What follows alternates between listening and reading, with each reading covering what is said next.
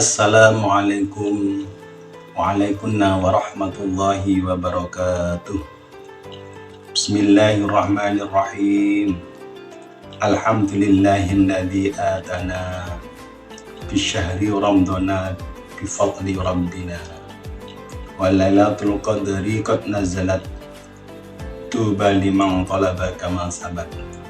Ya ayyuhal ghawthu salamullah alaika rabbini bi'idnillah wangdur ilayya sayyidi binadra musilan dilil hadradil aliyah amma ba'du. Teman-teman remajaku yang saya banggakan, pada suatu waktu Anas ibn Malik sedang membacakan hadis-hadis kepada para muridnya, dan tiba-tiba ada seekor akrab, atau bisa kita sebut dengan sebutan kalajengking. Akrab tersebut menggigit Anas ibn Malik sebanyak 12 kali. Akan tetapi pada untuk kesekian kalinya akrab tersebut menggigitnya, Anas tetap meneruskan pengajiannya dalam membacakan hadis-hadis dan tidak menghiraukan walaupun dia merasakan sakit gigitan akrab tersebut. Dan setelah selesai membaca hadis-hadis, beliau ditanya oleh salah seorang muridnya, kenapa beliau tidak bergerak sedikit pun pada saat akrab menggigitnya? Maka beliau pun menjawab, memang terasa sakit, namun karena saya sedang membacakan hadis-hadis Nabi, maka rasa sakit tersebut saya tahan sampai saya selesai membacakan hadis-hadis. Teman-teman remajaku, dari cerita tersebut sungguh begitu takzimnya beliau kepada baginda Rasulullah Sallallahu Alaihi Wasallam. Padahal beliau hanya sedang membaca hadis-hadis Rasulullah, bukan sedang bertemu dengan Rasulullah. Akan tetapi adab beliau begitu luar biasa. Bagaimana adab kita ketika kita sedang memanggil beliau? Bagaimana adab kita pada saat kita bermujahadah? Apakah adab kita sudah layak sebagai pengikut beliau Rasulullah Sallallahu Alaihi Wasallam pada saat bermujahadah? Dan bahkan Allah Subhanahu wa Ta'ala berfirman dalam surat Al-Hujurat ayat 2 yang artinya, wahai orang yang beriman, janganlah kamu meninggikan suaramu melebihi suara Nabi, dan janganlah kamu berkata kepadanya dengan suara keras sebagaimana kerasnya suara Nabi, sebagian kamu terhadap yang lain, nanti pahala segala amalmu bisa terhapus sedangkan kamu tidak menyadarinya. Mari teman-teman remajaku, kita koreksi diri kita masing-masing. Apakah kita sudah menerapkan adab yang baik kepada beliau baginda Rasulullah, lebih-lebih pada saat kita bermujahadah? Beliau mu'alim salawat wahidiyah mengajarkan kepada kita mengenai adab-adab pada saat bermujahadah. Selain harus dijiwai lillah billah, li rasul bi rasul, lil ghos bil ghos, hati kita juga harus senantiasa hudur, konsentrasi kepada Allah Subhanahu wa Ta'ala.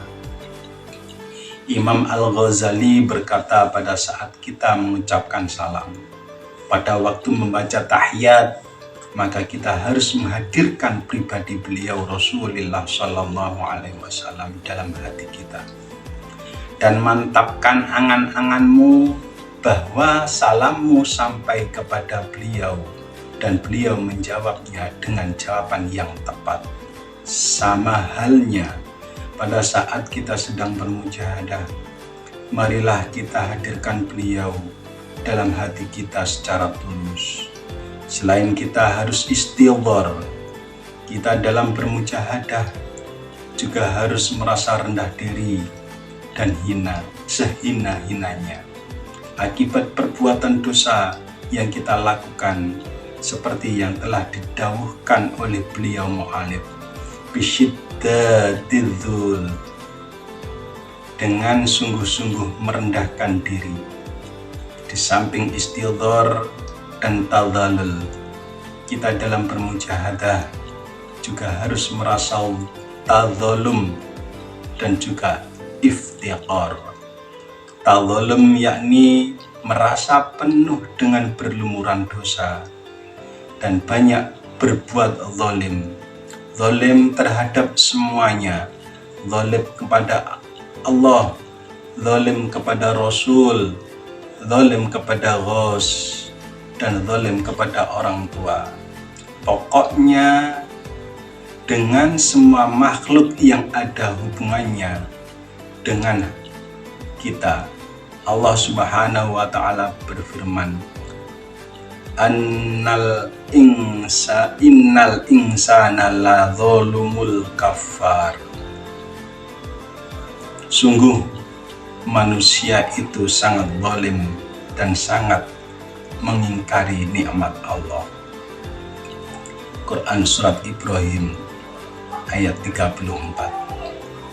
Mari teman-teman remajaku, bukankah kita adalah orang yang paling banyak berbuat dosa? Mari kita merasa tadzallum, merasa sangat zalim, merasa bahwa kita adalah tempatnya diri dari segala dosa. Teman-temanku, pada saat kita meminta sesuatu, pasti kita akan benar-benar meminta sesuatu itu dengan rasa bahwa kita benar-benar butuh. Sama halnya pada saat kita sedang bermujahadah, mari kita merasa bahwa kita merasa butuh sekali, butuh akan maghfirah, perlindungan dan taufik hidayah Allah Subhanahu wa ta'ala. Butuh syafaat tarbiyah Rasulullah, butuh barokah nazarah dan doa restu Ghausi hada zaman radhiyallahu anhu. Ramadan adalah bulan penuh rahmat, penuh ampunan. Mari kita pergunakan dengan sebaik-baiknya guna untuk memperbaiki diri, menjadi lebih baik, khususnya pada saat kita bermujahadah. Mari kita perbaiki bagaimana adab yang benar pada saat kita menghadap beliau Rasulullah. Seperti halnya Anas ibn Malik tadi, padahal beliau hanya membacakan hadis Nabi, tetapi Masya Allah, adab beliau sungguh patut kita contoh, lebih-lebih pada saat kita sedang bermujahadah. Marhaban ya Ramadan. Segala kesalahan saya mohon maaf yang sebesar-besarnya. Wabillahi taufiq wal hidayah. Wa min Rasulillah sallallahu alaihi wasallam asyafa'ah. Wa min ghauthi hadzal zaman radhiyallahu an-nadhrah wal barakah. Wassalamualaikum warahmatullahi wabarakatuh.